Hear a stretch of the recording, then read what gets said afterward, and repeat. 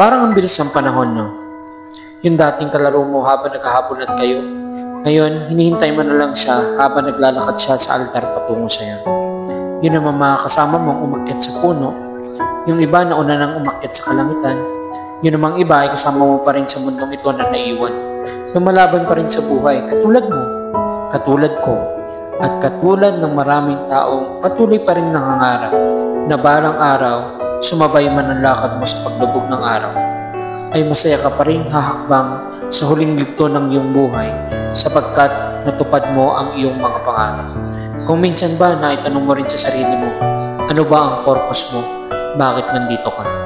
Sa dami-dami ng taong pwedeng maging ikaw, bakit nga naging ikaw si ikaw at naging ako si ako? Alam mo ba, kapag nalaman mo ng mas maaga ang purpose mo sa buhay, mas madali mong magagawa ang iyong kinabukasan.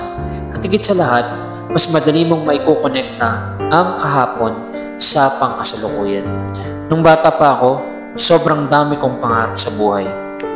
At ngayong matanda na ako, marami pa rin akong pangarap.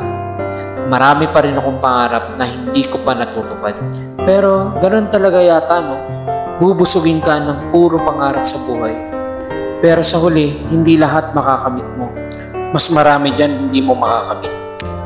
At kapag hindi mo nakakamit ang mga pangarap mo sa buhay, madalas din ang dami mong tanong sa Diyos. At normal lang yan kasi tao tayo eh.